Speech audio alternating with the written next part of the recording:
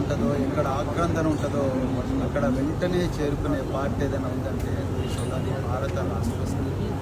పెద్దలు గౌరవనీయులు కేసీఆర్ గారు, కేటీఆర్ గారు దళిత క్రైస్తవుల సమస్య వాళ్ళ దృష్టికి వచ్చిన వెంటనే మనం ఎంతటి త్యాగానికైనా వెనుదీయకూడదు, మనం వాళ్ళ వెంట ఉండాలని చెప్పేసి ఈరోజు పెద్దలు రాజ్యసభ ఫ్లోర్ లీడర్ శ్రీ వజ్రరాజు రవిచంద్ర గారిని, నన్ను, అదేవిధంగా మేడి అజీజ్ సాగర్ గారిని పంపించిన గతంలో కేజీ బాలకృష్ణన్ గారి కమిటీ ముందు కూడా మేము రిప్రజెంటేషన్ ఇవ్వడం జరిగింది.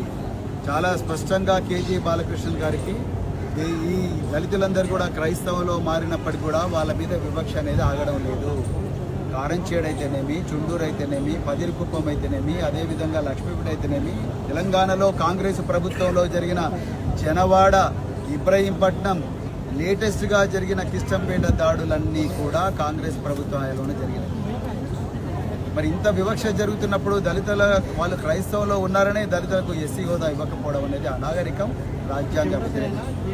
1949 నవంబర్ 26వ తారీఖు నాడు బాబాసాహెబ్ అంబేద్కర్ గారు రాజ్యాంగం రచించి ఆ రాజ్యాంగంలో ఆర్టికల్ 15 సమానత్వ హక్కు, ఆర్టికల్ 25 మతపరమైన స్వేచ్ఛ ఇచ్చే హక్కు ఇచ్చారు. మరి దొడ్డిదారిన ఎలాంటి చర్చ జరగకుండా, పార్లమెంటులో 1950లో చర్చ జరగకుండా కాంగ్రెస్ పార్టీకి చెందిన జవహర్లాల్ నెహ్రూ దొడ్డిదారిన ప్రెసిడెన్షియల్ ఆర్డర్ 1950 పారా 3 తీసుకొచ్చారు. ఆనాడు ఏ విధంగా అయితే దావీదు మహారాజు గొల్యాతుకు వ్యతిరేకంగా పోరాడారో, ఈరోజు ఆ ప్రెసిడెన్షియల్ ఆర్డర్లో ఉండే పారా 3 ఏదైతే ఉందో ఆ పారా 3 ఏం చెప్తుందయ్యా అంటే, నువ్వు ఎస్సీ హోదా కావాలంటే నువ్వు కేవలం హిందువుగానే ఉండాలి, లేకపోతే బుద్ధిస్టుగానే ఉండాలి, లేకపోతే సిక్కుగానే ఉండాలి.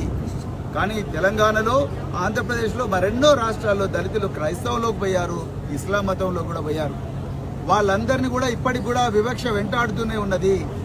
మరి అలాంటి వివక్షపూరితమైన ప్రెసిడెన్షియల్ ఆర్డర్ను వెంటనే రద్దు చేయాలి. ఆనాడు దావీదు మహారాజు ఏ విధంగా అయితే గొల్యాతుకు వ్యతిరేకంగా వడిసెల 5 రాళ్లు తీసుకొని పోరాడిండో, ఈరోజు మరి దళిత క్రైస్తవులందరూ కూడా రాజ్యాంగం లాంటి వడిసెలను తీసుకొని, రాజ్యాంగంలోని అధికరణాలను, రంగనాథ్ మిశ్రా కమిషన్ను, అదేవిధంగా మరి పెద్దలు గౌరవనీయులు తెలంగాణ తొలి ముఖ్యమంత్రి అయిన కేసీఆర్ గారి దార్శనికుల సపోర్ట్ తీసుకొని ఈరోజు ఈ పోరాటం చేయాల్సిన అవసరం ఉన్నది. చివరిగా ఒక్కటే మాట చెప్తున్నాను, నరేంద్ర మోడీ గారు మీరు సబ్కా సాత్ సబ్కా వికాస్ అన్నారు.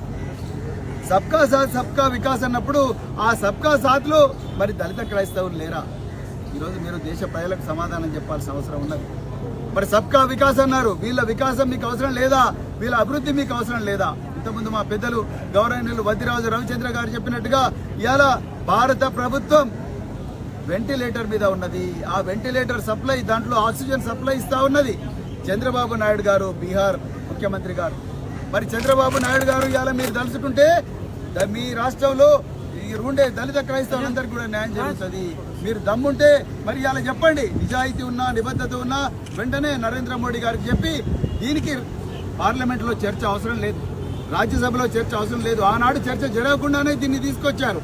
ఈ రోజు కూడా కేబినెట్ రికమెండ్ చేస్తే చాలు, ఈరోజు ప్రెసిడెన్షియల్ ఆర్డర్ ఖతం అయిపోతుంది. ఆర్టికల్ 341 ప్రకారం ఇది ఖతం అయిపోతుంది. చివరిగా రాజ్యాంగంలో 13వ అధికరణం చాలా క్లియర్గా చెప్తా ఉన్నది. ఏం చెప్తా ఉన్నది? ఈ రాజ్యాంగానికి వ్యతిరేకంగా వచ్చిన ఏ ఆర్డర్ అయినా, ఏ చట్టమైనా కూడా చెల్లదని బాబాసాహెబ్ అంబేద్కర్ గారు ఆర్టికల్ 13లో రాశారు. ఆ ఆర్టికల్ 13 ప్రకారం ఈ ప్రెసిడెన్షియల్ ఆర్డర్ చెల్లదు. అందుకొరకే నరేంద్ర మోడీ గారు మీరు వెంటనే కేబినెట్లో నిర్ణయం చేసి ప్రెసిడెన్షియల్ ఆర్డర్ను రద్దు చేయాలని చెప్పేసి భారత రాష్ట్ర సమితి తరఫున మేము డిమాండ్ చేస్తున్నాం.